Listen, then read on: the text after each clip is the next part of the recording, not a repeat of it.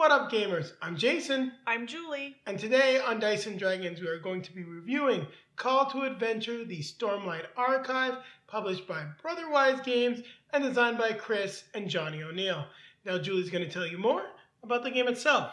So like the original, this game is intended for ages 13 and above. Plays 1 to 5 players, I believe. No, 4 players. Okay. Plays in about 30 to 60 minutes. This version of the game is a competitive or cooperative version. Yes, so is the original game. However, you do have a redesigned co-op mode because this is set in the world of Brandon Sanderson's The Stormlight Archive. As you can see right here, we do have the Collector's Edition. Now you do get some small upgrades with this. You get a nice background book about Roshar, 2 foil cards, and one of them is, of course, a foil card of Odium, the villain of the Stormlight Archive. So what you'll be doing in this game is you're going to have your origin, motivation, and destiny. You're going to be going through 3 different acts, gaining cards, which will let you gain more runes, because in order to gain cards, you must cast runes. Same way there will also be challenges, such as facing Odium himself.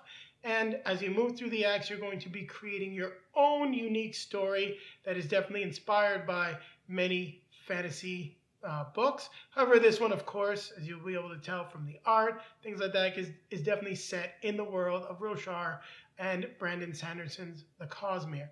Now, in the standard game, the competitive game, you're going to be trying to get as many points as possible, whereas when you play cooperative, you must defeat Odium, who will have a quest. He's going to have a certain number of XP, depending on the player count. Different actions in the game will increase or decrease his XP.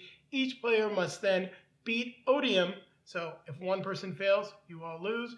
So keep that in mind. You need to defeat him, as we're going to journey now one last time on the world of Roshar as we quest to become Knights Radiant in order to defeat Odium. Now, for those of you that have seen our previous review of Call to Adventure, we have played this competitively. It really doesn't differ too much from that, so we're going to be primarily talking about some of the new mechanics as well as the cooperative mode. During the review, we will have a link to our previous review of Call to Adventure for those that may be looking at this as a Stormlight Archive game, because I think we got quite a bit to say about this. But going to just give you a hint, it's not all great. And for those of you that are looking at this as your first jumping point into Call to Adventure, you'll be better off listening to us talk about this game and then going to see what we get to say about the original. Anything else you want to add, Julie? No. I know that was a little bit longer than what I normally say. But I think it's time to grab our drinks. yes, time to cut me off here. I don't know, there's a guy with a cane that's going to pull me off camera. It's a hook. Hook? Grab our drinks. Grab our fellow knight. We're going to take a table one more time. One more time. Hopefully this time we're going to defeat Odium. Now let's take a look at the components for Call to Adventure, Brandon Sanderson's The Stormlight Archive. So we'll start with the player boards. As you can see from the board, you've got that nice reference portion at the bottom. Well, I wouldn't really call these boards. These are almost more like player pieces of paper. You've got your light and dark track. You also have your space for your origin, motivation, and then finally your destiny. Now, if you do have the original Call to Adventure game, I don't know if the more recent printings have changed to this type of player board, but the original ones were actual cardboard. These ones, as you can see, are very, very thin. They're almost like cardstock. We're actually going to laminate these boards to protect them in the long term. Like the original game, you do have your origin cards, your Act 1 cards, your motivation cards, your Act 2 cards, your destiny cards, and Act 3 cards. Hero, anti-hero cards. You get your score sheet. You get the runes. We'll still take a look at them in a little bit more detail. We've got XP tokens this time instead of the plastic component upgrade. Now, while that's disappointing, it doesn't make a huge difference. I know these can be picked up if you want an upgrade on the Brotherwise Games website. Now, we'll start with these cards here with the tree. So we'll take a look at the different origins. Can be a warrior, get strength and dexterity, a student who gives you intelligence and wisdom. You can tell by those two symbols here. Strength, dexterity, intelligence, wisdom. We've got Constitution as the red one, and then Charisma is the purple one. So you can be a merchant. Parshendi, not sure who they are, so I haven't actually read the Stormlight Archive yet. Farmer, aristocrat, peasant, a pickpocket, a scribe, messenger, healer, as well as a fisher. And when you notice, we'll take a look at the fisher and the warrior, you have an ability. So for this, for example, with the fisher, when you journey a card, you gain +1 to attempt any challenge you reveal this turn. Journeying a card means clearing stuff out of the play space. As a warrior, once per turn, if you fail a strength or dexterity challenge, you may spend 2 XP to try it again. As a student, during a challenge, if at least one of your runes shows the result of a double intelligence or double wisdom, you will gain on experience. So that's what we have for the Act 1 cards. And as I go through them, I'll put them face up. It's a lot nicer than the back. So here are some of the different things we can see in Act 1. We can gain an ally, which has an ability. Once per turn, you may spend an XP to add a strength or wisdom rune to your next attempt. Then if you fail, you may gain dark. So I'll go down the dark track and sacrifice the ally to try again. You may gain the trait of light eyes. So once per turn after you gain this trait, you have +2 to attempt a charisma, intelligence, or wisdom path. You may go on an adventure, which would be a vision of Shadesmar. So you read that across like that. You have 2 options. You may either glimpse another realm or slip into the Shadesmar, and you'll get different points for it. So there's the radiant symbol, or radiance. So gain some radiance. If you succeed, gain a dexterity. If you glimpse another realm, you'll gain an anti-hero card and an intelligence rune. So you've got some other allies. You could be a Dark Eyes. You can flee from justice. You may gain a Betrothed as an ally. A Spren Bond as a trait. So you may only gain this trait if you spend 2 XP or if you attempted a Radiance path on your previous turn. You can have the Brazen Sept and try to earn a noble's trust, steal a fortune. So these are the type of things you're going to be doing. You can inherit some shard plate. That's pretty cool. From the Ancestral Shard, or claim a shard blade. Neat stuff that you're going to be doing in Act 1 of Call to Adventure, the Stormlight Archive. Now, during setup, you have picked your destiny. You also get to determine your motivation. So you may have been trained by a master. Once per turn, you may spend an XP to gain an extra strength rune. You may have a haunted past. You'll start with some anti-hero points. So once you begin the game with dark, and during Acts 1 and 2, you have +1 to attempt any dark path. You could be a redemption seeker, so you begin the game with 3 dark and anti-hero cards. But whenever you attempt a light challenge or radiant path, you gain light. So it's a pretty neat motivation, something that's very different than what I've seen in the original game. You may have a thirst for knowledge. You could be a free spirit, driven by guilt, you didn't save somebody. Could be a horizon seeker, so when you journey, you gain +1 constitution rune until the end of your turn. That's good at the start, but not sure how it works later on. You could be a reluctant villain, so I'm not sure if I want to pick this in the cooperative mode. You could have been corrupted by odium. You may also be consumed by hatred. Once per turn, when you cast a dark rune, if the result is 1, like just 1 success, you may flip it to a result of 2. Yeah. Not sure how that's going to work well against odium as well. So there are your motivations. We'll go through the Act 2 cards, but they'll be largely much of the same. So more adventures that you can go on. We'll see if we have any, well, there's allies, so pretty cool, your true love. You can gain a boon. But what I was looking for is to see if there's any sort of like boss or enemies to fight. And that's something that was present in the original game, but doesn't seem to be present in this one. So you could become a world singer. When you gain this trait, gain XP for each type of story icon. You have choose another hero to gain a card. Now story icons are these ones here. You could go on a Chasm Fiend hunt, track a Great Shell, gain 1 hero point and a charisma, or you can face a Chasm Fiend and gain another story icon, the crown, and potentially dexterity if you succeed. Now we'll take a look at the different destinies. You could be a Truth Watcher, and not all of them, but you'll notice that a fair bit of these destinies, well, most of them are all have the radiant symbol. So This tells you if you have 4 radiance once per turn, you may turn another face down ally or destiny card face up.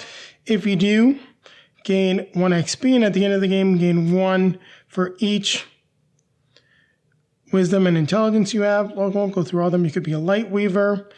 You'll notice that you could be an else caller.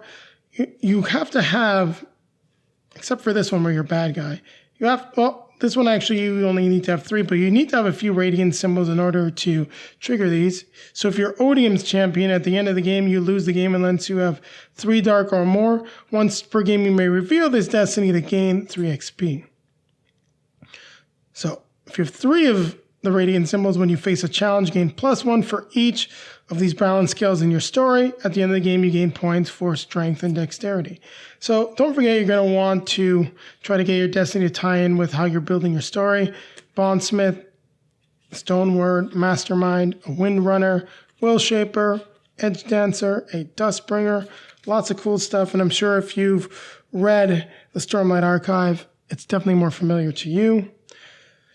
So cool things, you can take the Radiant trait. You may only gain this trait if you've got at least 2 of the stars or 2 of the scales, or you got to have the 2 radiant symbols. You can serve as a Skybreaker, as a Herald of Justice, or serve Nail. So lots of cool stuff, different things. I'm sure that these mean a lot more to fans of the series, but really cool. Once again, no major enemies, as that seems to be reserved for the battle with Odium. And that's present in these adversary cards. I want to move away from the cards quickly. We'll take a look at the different runes, just so you can see the symbol, double dexterity, single, special rune for each of them where you get to do something. So for example, with this, you would draw an anti-hero card. The strength ones will give you XP. Charisma lets you draw an anti-hero card. Now here we've got the dark runes. I always just store them above the tracker, which you can use to say if you're light or dark. Don't necessarily need to flip it. It's up to you. We've got the intelligence, which will let you draw a hero card. Constitution lets you gain an XP. Our standard runes, which you're going to get every time, 1 success or a success and a chance to draw a hero or anti-hero card. And lastly, we've got wisdom, which lets you draw a hero card. So let's take a look at these aforementioned cards. So a man's worth, play this before any hero attempts a challenge. You get to add +1 to the attempt. And if the challenge holds an ally, you get +3. So all these different cards, and there's multiples of some of them, like Stormlight, choose any hero to gain XP. The hero may spend up to 3 XP to gain that much radiance until the end of the turn. Act of Mercy, play this if any hero failed a challenge this turn. They gain light, and if it's your turn, they gain an extra XP. So lots of cool stuff, and you want to play these cards because they also give you points at the end of the game. The Honor Blade, choose any hero. They may gain XP or use the power of any revealed Radiance Destiny as if they had enough Radiance to activate it. Pretty cool. And then we've got the anti-hero cards, which are going to do things that are more negative to players. So, for example, Unmade Influence, play this as any hero attempts a challenge. They gain +1 to the attempt for every dark they choose to gain. So, boosting the evil. Play this as a hero attempts a challenge. The challenge now is +1. Embrace this Thrill. Play this during a challenge to add a dark rune. Stubborn Obstacle, Act of Wrath.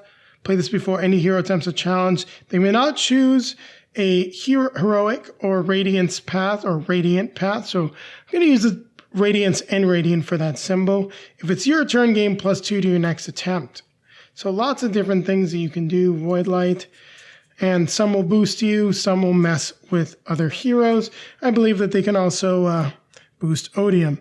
Now this is just the score sheet for at the end of the game. You total up everything that you've played. Well, in terms of cards, your points, your XP, to see who won the game. Now, there are a few different quests here. So we have Radiance United, Honor is Dead, Contest of Champions, The True Desolation. So this explains how you set up the quest, what happens, also how Odium can win the game. And here's your final adversary, Odium, who you must defeat if you're playing the solo or co-op mode of the game. So there you have it. We've taken a look at all of the components, but we also have these two cards here, which are cool foil cards, one for the Windrunner Destiny, and then a foil card for Odium. These were included with the collector's edition. Now keep it right here as we're going to teach you how to fight Odium, and then Julie and I will be coming at you with our review of the game. Now we're going to teach you how to set up Call to Adventure, the Stormlight Archive. We've got this nice playmat which you can pick up on the Brotherwise Games website. Currently, it does not come with the game. We have our Act 1, Act 2, and Act 3 cards set up. Our anti-hero cards are at the top. We have our hero cards here. We have Odium, and we have selected the quest Radiance United, which means that at the beginning of the game, each player must choose a Radiant Destiny. Now, whenever a hero gains any type of corruption or fails a challenge, Odium is going to gain an XP. So really don't want him to have those. He has 5 XP at the start of this game, as we're doing a single player example, largely just because of the space that we have. He only has 5. It is 5 per player. So in a 2-player game, he would have 10 XP. Now, whenever a hero gains whenever a hero gains light or radiance, because they complete one of the cards, you'll see those in a moment, we would be able to remove one of these XPs. Now that's important because during the last challenge, you must beat Odium, his value of 9, and take away all of his remaining experience in order to win the game. Now when a rune casting shows up with this symbol, Odium will play a card from his specific anti-hero deck, and we're going to set that up in just a second.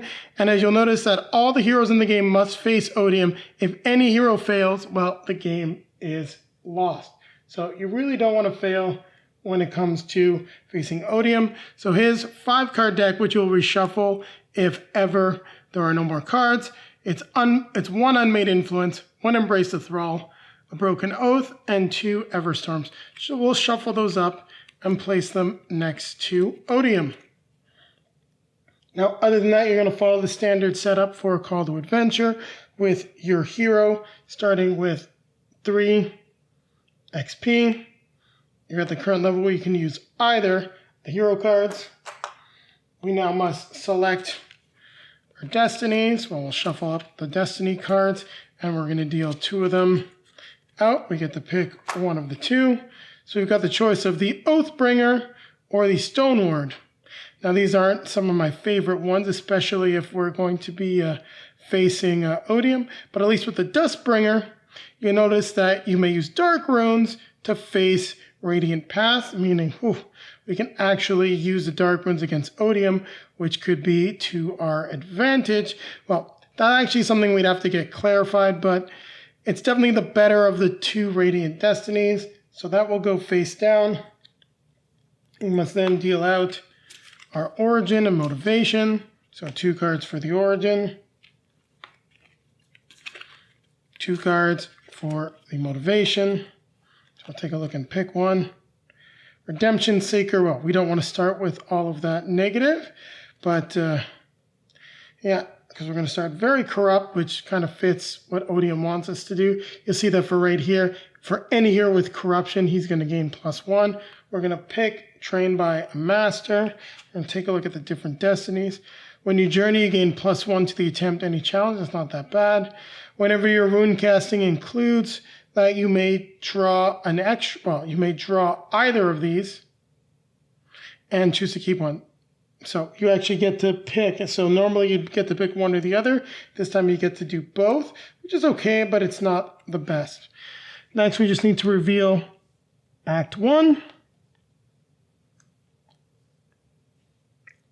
These allies must be attached to a challenge that's available.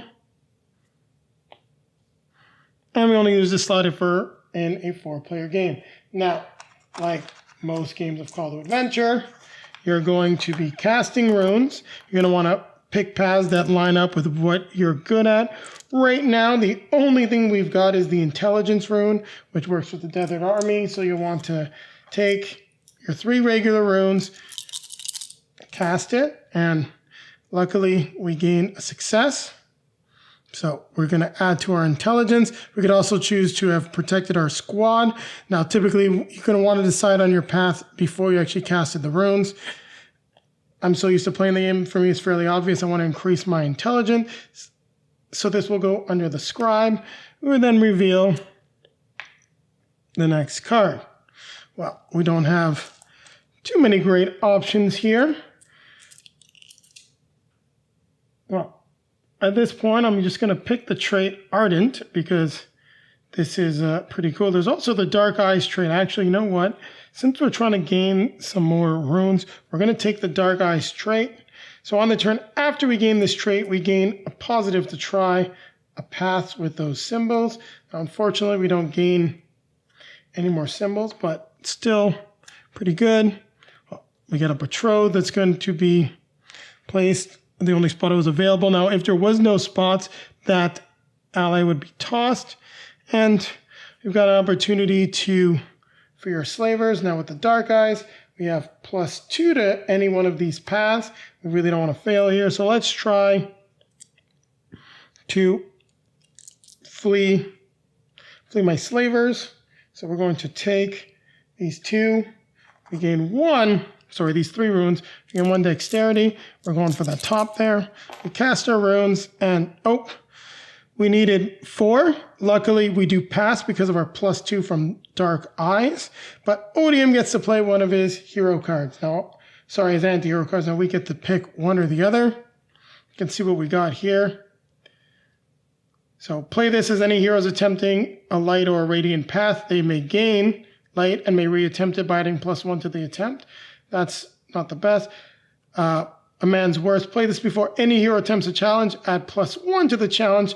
If the challenge holds an ally, add +3. Well, this would let us gain the shard plate. So we're going to take this card, which I will just place over here for right now. We must play Odium's card and see what it is. So, Unmade Influence. Play this as any hero attempts a challenge. They gain +1 to the attempt for every corruption they choose to take. Now, I could choose to take some corruption if I needed it to pass. So let's say I didn't have Dark Eyes, I want to pass, I could take corruption, but that would then add an XP to Odium, which is what we absolutely do not want. So for the moment, we don't need to worry about this. We'll just discard the card. We've got our card here. So we successfully free slaves. And we've now moved on to Act 2. Now, an interesting thing to note, once you move on to Act 2, you can no longer go back to Act 1. Other players could, and it's a damn shame that we can't because we've got our first Radiant Path. So we're going to reveal the next set of cards, and we're going to continue. So as we've got a Radiant Path right now, I'm actually this will be the last sort of turn that I'm going to play. Maybe try to do one more. We need to gain the ability to reveal our Radiant Destiny. So we're going to try to keep our vow, which requires us to use things that we don't have, which is going to make things very difficult, unfortunately, as it's 5. So we really don't have much of a chance to succeed. It's honestly the best turn. We're going to have to take the risk. I'm going to spend an XP to use a dark rune. It's not what I wanted to do, but don't have much of a choice. We're going to play a man's worth, so we get +1 to the challenge, and it's 6. 6 on 4 runes is going to be very... I actually don't think that's actually going to be possible. But, I'd actually have to use 2 dark runes. And you know what? Glad I was doing that because I'm actually making a mistake here. I'm trying to do a Radiant Path. Can't use dark runes for the Radiant Path. So we really don't have any good options here except for Sea of Disturbing Visions. So we take the runes we can use, which are the 2. So let's cast that. A total of 1, 2, 3. Fortunately, we don't pass, so we'd have to play this before a hero attempts a challenge. Now, we will draw a card or an anti-hero card. played this before. This would be choosing a hero to gain XP. That hero may spend up to 3 XP to gain that much radiance this turn. So we'll discard the Act of Wrath. We're going to take Stormlight. Pretty cool, but unfortunately we lost. Let's see what Odium's card is. Well, play this as a hero attempts a challenge. The challenge is +1. So no matter what, we would have failed. As we failed the challenge, Odium gains an XP, making it more challenging. We discard this. We reveal another card. As it's an ally, it must be attached to something. Well, we're going to attach it to this Radiant Path here. Reveal another card. All right, so we've got a few different things that we can do now. So we're going to toss this over the Everstorm just into the pile with the other stuff. We discarded the Act of Wrath in a different pile, and we're going to continue. We really got to do something here. Now, we're going to play a man's worth because we're going to get +3 to a challenge. So we're going to get +3 to that specific challenge, which is good. So we got 3 runes +3. Nothing else that we can do with it, so we at least need to get 3 successes on this. So it's still going to be very hard, but we really need to succeed. We don't have too many choices here.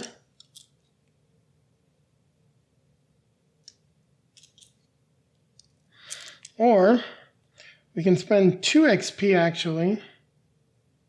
That's what I'm going to do to gain the Night Watcher's boon. First, we gain 2 cards, anti-hero card. So we can use this or play as any hero attempts the next ideal. We get +4 to an attempt, which means we can try to take the next step down this path, which is going to be a fairly easy one for us. Plot and scheme. We actually have some good stuff here, so I'm going to keep going through with this right now. Cast the runes.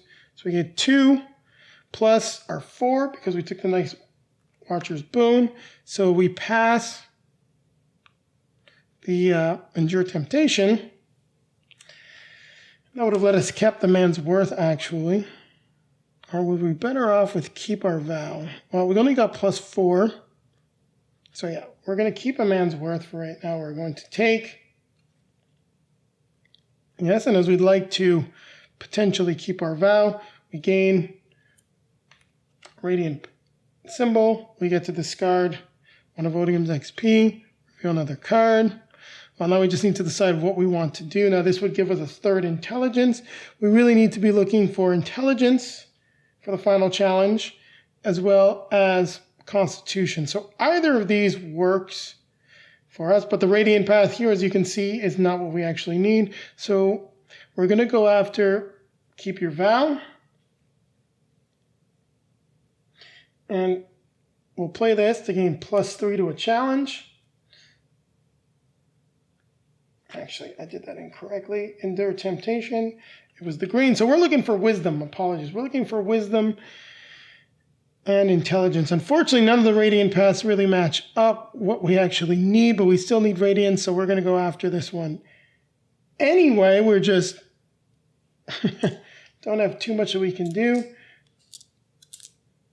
So we're playing this card. We're actually going to play the next ideal. That's going to give us a total of +4. And we only have 3 runes to cast. So we'll move these just off camera as we do that. Whew. So that's a total of 5, 6, 7. With our +4, we just get it, which now gives us an ally, which I'll put off camera. So whenever you choose a light, a star path, or radiant path, you gain an XP. But at least we've started to get some radiance now. And let's reveal the next card.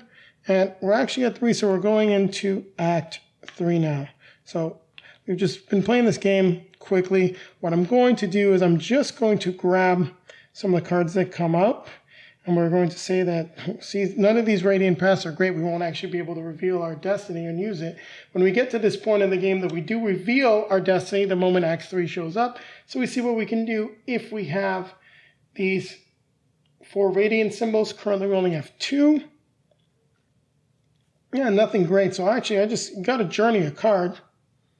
So we'll Journey the Fallen from Grace, draw another card. Well, we get the ability Radiant.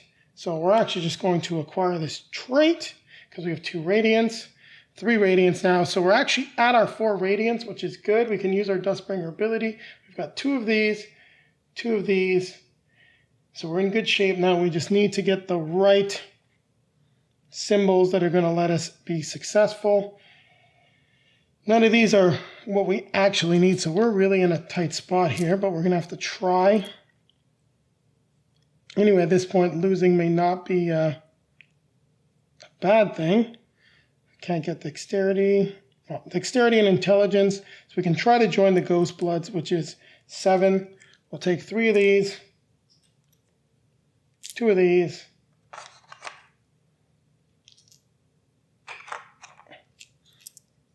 We have 2 dexterity. I'll try to join the Ghost Bloods here. So we get a total 1, 2, 3, 4, 5, 6, 7, 8, because these count as double, so that's great. We do get to join the Ghost Bloods, which gives us our 3rd dexterity. Reveal the next card. So we've got 2 intelligence, 2 dexterity, and really no other traits that we need. We're really going into a bad spot here at the end of the game, especially because we can't go back. We have no XP to journey a card. So we're going to actually play our Stormlight card just to gain an XP, which I'm not going to take, just to journey something. Because we need to try to get a trait that we can actually use. We get Destroy Evil. Not great. We're going to we're going to try to command the Keepers. It's the only thing that makes sense. We don't have a choice not to try. So we take our 3 runes. We take our 2 dexterity runes. We'll try casting it. So we got 1, 2, 3, 4. We definitely don't succeed, but we get to draw a card. So play this before any hero attempts a challenge. Add +1 to the attempt. So if we do fail, Odium will gain another XP. This gets discarded. Oh, this was Destiny, got left in there. So reveal another card. So at least this one we can try for intelligence. Well, let's give it a shot, see what we can do. So we've got 3. We've got 2 here. We can also play Brave the Stand because we're going to need that extra 3. Oh, we actually didn't need it. So that's 1, 2, 3, 4, 5, 6, 7. So I played the card, but just because I wanted to show you how difficult it is to beat Odium, I'm going to pretend I didn't. We get our last card, our final trait here, and now we have to challenge Odium. Now in order to defeat Odium, we ignore the 3 standard runes that we have. Oh, and it looks like I casted a rune incorrectly. We'll just pretend that it was a success, sorry.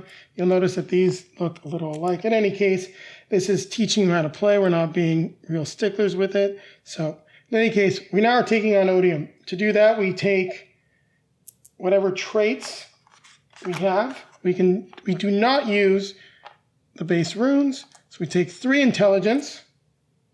Then we can take another trait. The only one that I've got a lot of is dexterity. So luckily I've got 3 dexterity.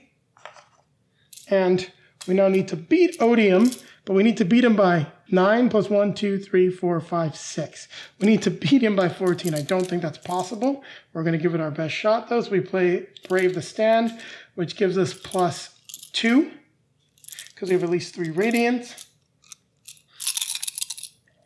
So we cast, we get a total of 2, 4, 6, 7, 8.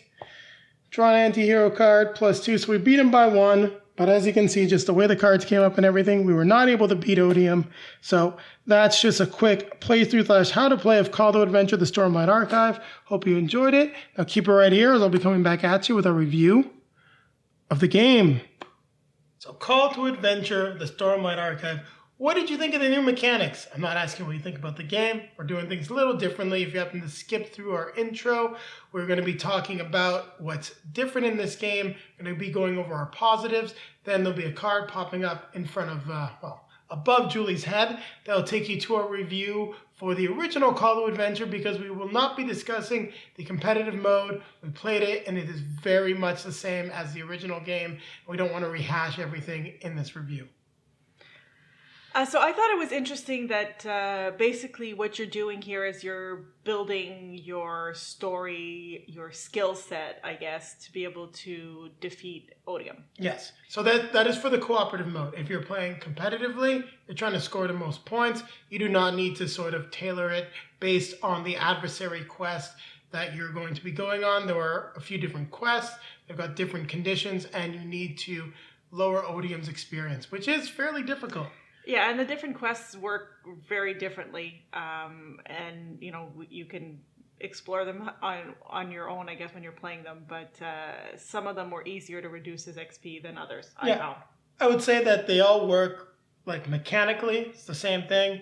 Certain things reduces XP, certain things increase it, but different ones will be more challenging because some might rely on the cards that come out and what you're able to do, while others will be a little bit more straightforward. One of the ones that we played, I believe, was Honor is Dead, was fairly challenging because you're really incentivized not to use dark runes because they could definitely increase Odium's power, and that's challenging.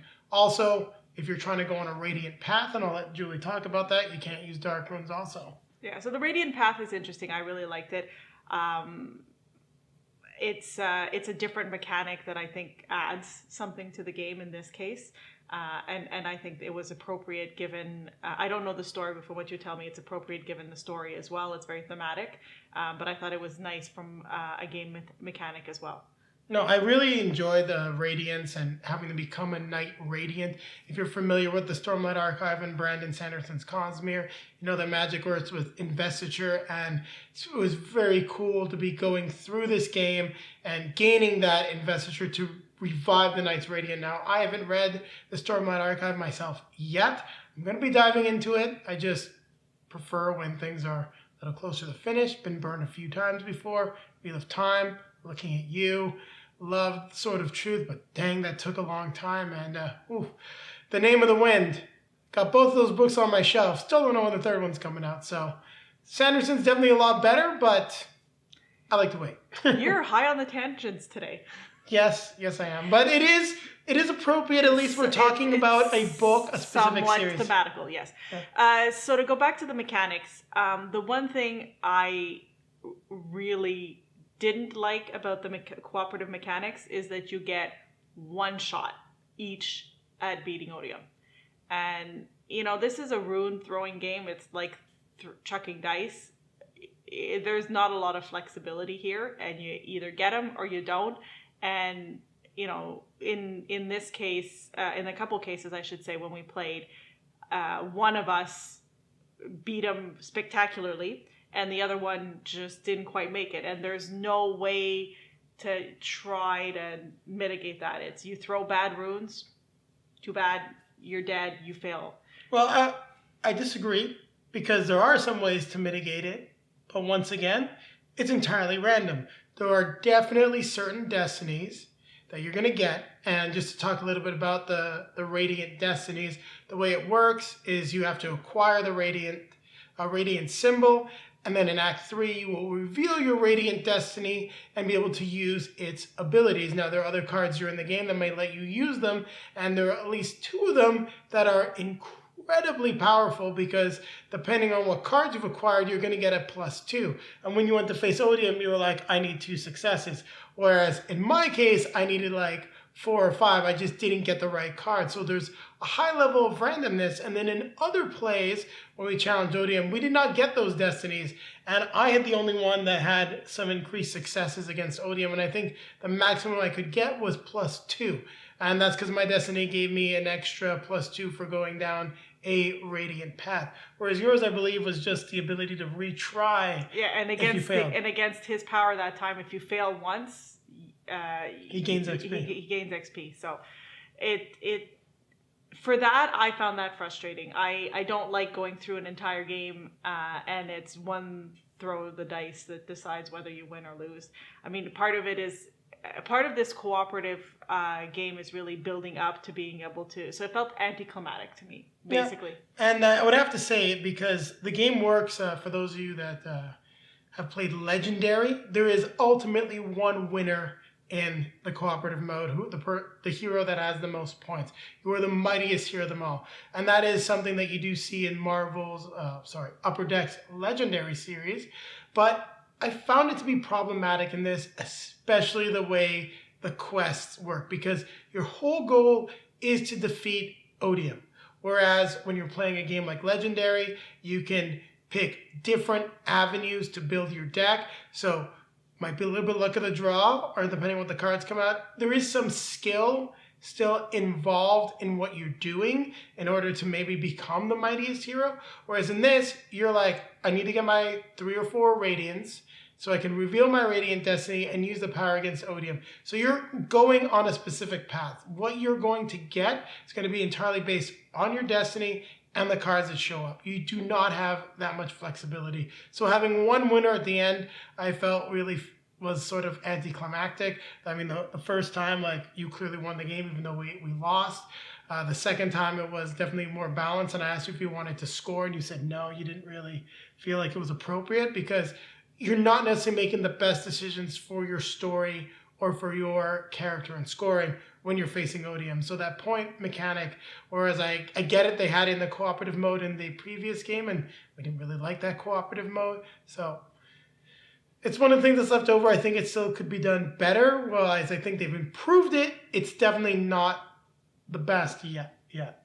And the other thing for me that I was a little bit frustrated with is the first time we played the game, my fault, I didn't read the rule books. As if you've been watching our videos, I rely on Jason to explain the game to me. I let him figure out rule books, but that's neither here nor there. As you know, the basic principle Jason's saying is, build up your skill to be able to beat Odium. So as I'm building my Destiny up, I had maximized, as you try to do in Call to Adventure, the number of runes you can throw. So I had different symbols basically maxed out. So I had, I believe, 3 different rune types that were maximized. But when you're fighting Odium, you pick 2. Well, it didn't really negatively affect you, because the battle against Odium, you do not get your standard runes. So you had 2 sets of 3 runes that you can do. So the base ones are gone. You're only using your But to me, runes. I had built up my deck so that I had 3 different ones that I could have used. But no, I get to pick 2 out of the 3. So for me, it would, if you manage to do it, to me, if you can get 3 or, even I think maximum you could do is 4, right? No, I don't. It's only 3, because you start with 2 and then there's 3 cards for each. Well, possibly 4, but you wouldn't be able to do it, because the chances of you succeeding on everything based on what you would need to get that. If you could go back Axe, I'd agree with you. You could definitely get 4, but 3 is probably the max. That being said, I was a little disappointed that I only got to use 2 of the 3, and I felt a little cheated. It didn't matter because I beat him handily anyways, but it still would have been, nice. So what did you think about the art in this game? So I picked out one of those metallic cards. The foil ones. The foil one. And I was like, ooh, pretty. That's my Destiny, because it was pretty. It was also very strong Destiny. It is, yes. But I was, when you handed me the XP, the jewels, I was like, oh, that's the components. Let's talk about the art. We'll talk about the XP. The art was okay. It was nice. I mean, I loved to me, I'm talking about the foil. That's part of the components as well, right? But that's only with this, and there's only 2 cards. Yes. Well, I have to say, I love the art in this. I think that the art for this game is actually superior to the previous iteration of Call to Adventure. Also, just the style and everything, I feel it does a great job of capturing what I know of the Stormlight Archive. I might not have read the books, but I've definitely been following the Cosmere. And I really want to just say, this is definitely a Stormlight Archive game. You feel like you're in the world of the Cosmere. And if you are a fan of fantasy books and Brandon Sanderson's Cosmere, you're not going to be disappointed what you're getting on this. Now, you won't get this big collector's box. Suffice it to say, I don't think you necessarily need the collector's box. The retail version would be just fine. That's where we're going to start discussing some of the components and other aspects in just a moment. The box is pretty, though. Yes, this box is pretty. But if you like fantasy novels, Stormlight, I think you will enjoy Call to Adventure.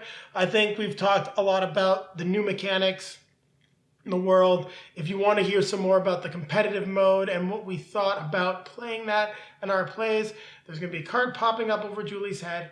Click it, go take a look. It'll give you a much more detailed breakdown of the rest of the game, and you'll be able to get what our opinion would be of you picking this up as a standalone game for the Stormlight Archive.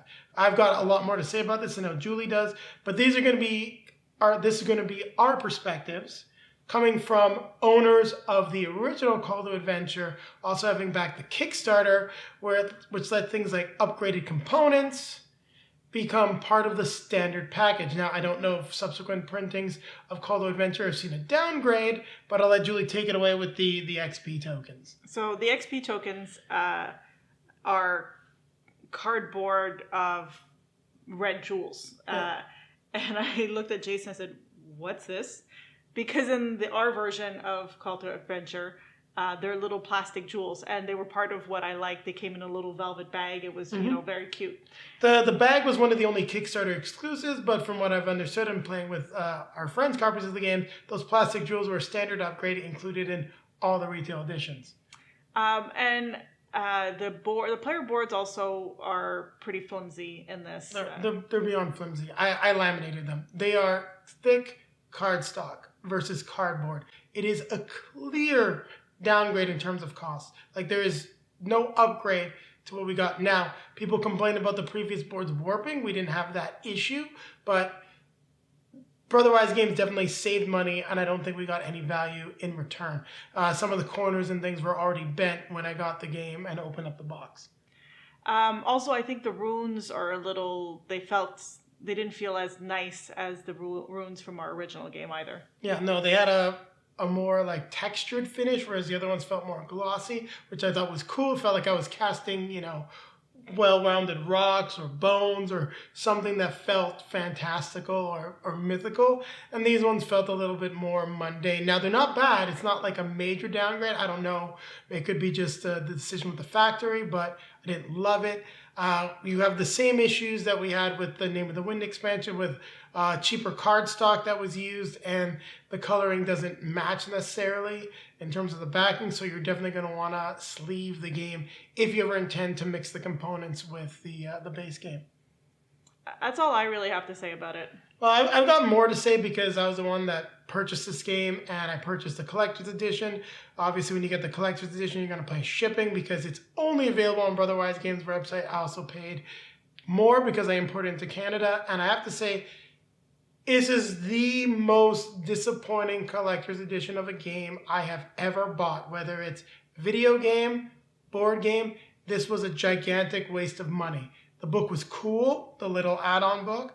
I liked it, but in terms of getting it into Canada, what I could have picked it up for from an online retailer is almost a $70 difference. It's an entire game or two. It's crazy. Now, I wanted the collector's edition. We love Call to Adventure. It made our top 10 game list, so I was like, I want the best version of this. But combined with the downgraded components, it's just like, why did I get this? If you go to Board Game Geek, there's a lot of people that are complaining about it. I feel like many of us were disappointed. Brotherwise Games talked a lot about how they were so ecstatic about making the Stormlight Archive its own standalone game.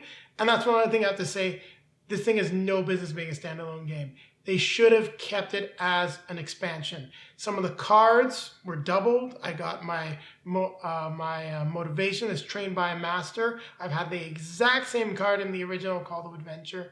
It feels to me like they just figured out a way to lower the cost of the components, build a full standalone game, and sell this for more money. The Name of the Wind was an expansion, and this should have just been an expansion to the original Call to Adventure. You get better components, better player boards, just a lot nicer stuff for the same price as to what you're buying this retail, which is downgraded components, and you're not getting any extra value. There's actually less origins, a little bit more hero and anti-hero cards, but you have less options, which is like one of the things I love about the original Call to Adventure. So if you're a Stormlight Archive fan and that's your favorite fantasy book or you love the Cosmere, pick up this version. I can safely say that if you are just looking for that call to adventure, build your own character and tell narrative experience, and you're only going to get one of the games, pick up the base game. It's more expandable. You already have an expansion, and you're going to have way more fun with it than you're ever going to have with this version. The co-op has been refined, and it's better, but I don't think it's a cut above that it should have been. It's a whole entire game. Yeah, I guess for me, the way I would say it is I really enjoyed the co-op version, minus, as I said before, the fact that I got frustrated that you only have one take. Yeah, the pass-fail element is annoying. But besides that, I mean, I don't ever really know. I mean, Jason went into the cost of things like that. I don't really ever pay attention to it. I'm rating a game based on my enjoyment of playing it. I agree that I think this could have been just an expansion, and if it had been rating it just as an expansion, I think it's fun and it's fun to play, and I like it. I like this game enough that I'd want to play it again, and I think it's worth it for that.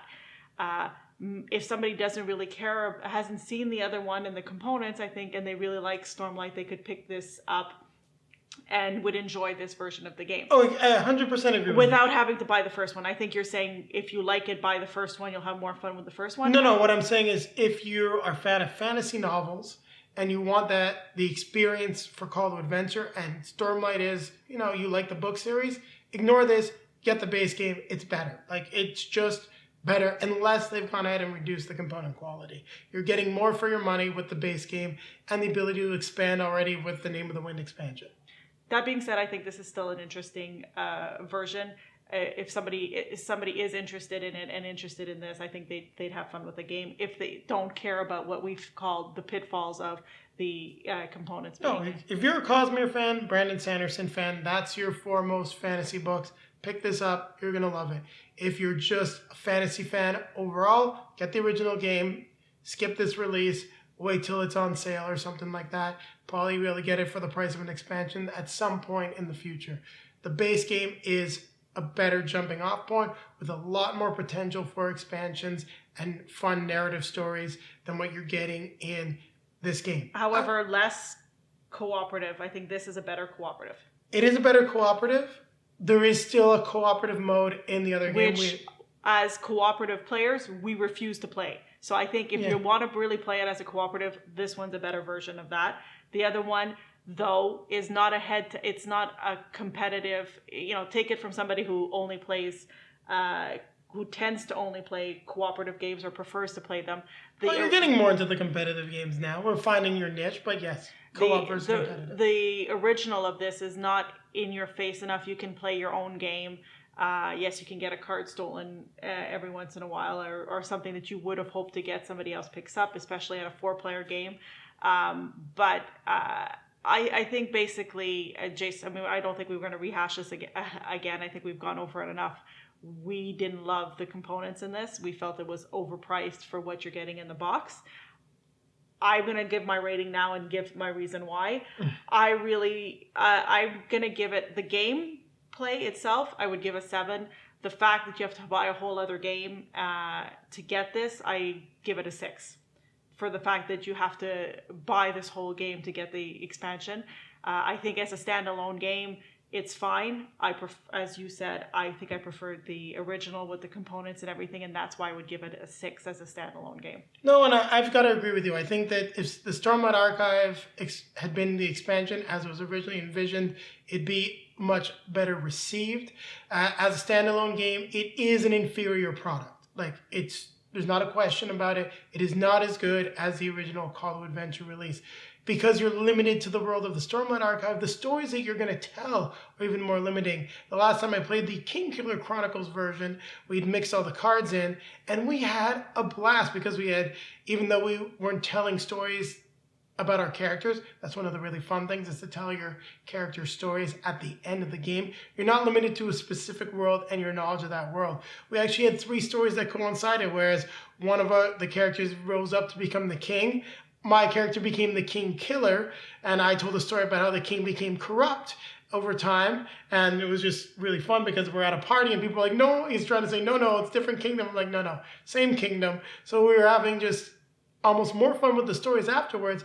And the player that actually won the game was the roguish thief that did good things, who ended up absconding with the queen. So all three stories fit together, which was very cool. And the only way that we would have got that interesting connectivity and variety was with all the cards that we have. With what you're going to get here, you're going on one path largely to either become, Odium's champion, a Knight's Radiant, or something like that. So good game system, inferior product overall. So I also give it a 6. I think that if you are a Stormlight Archive, I didn't give it a 6. You are giving it a 6. I'm giving it a 6. So it's a 6, inferior product. If you like Call to Adventure and you really want more, pick it up. If you're a Stormlight Archive fan, pick this up. If you are, not necessarily looking for more from either of those worlds, well, stick with what you got. Hopefully we'll see a new expansion for the base Call to Adventure in the near future. So on that note, it's time to remind you to like, comment, subscribe, hit the bell to be notified when we have new content for you. Also, down below in the in the video description, you'll find links to all of our social media feeds: Facebook, Twitter, Instagram. You also see lots of pictures of Julie and I playing Call to Adventure, the original game, as well as Call to Adventure The Stormlight Archive on those feeds. Then popping up in front of us are going to be links to 2 of our previously released videos. The first one here is going to be to our most recent release. The other one will take you back to our review and how to play of Call to Adventure. So it's time to grab our drinks. Grab our fellow knight. We're going to keep playing games. We're going to keep playing games. We're going to keep playing this one. I don't know. After this review, this is one of the times you've had the most to say about a game. Well, just because I'm unsatisfied with something as a product doesn't mean I hate it.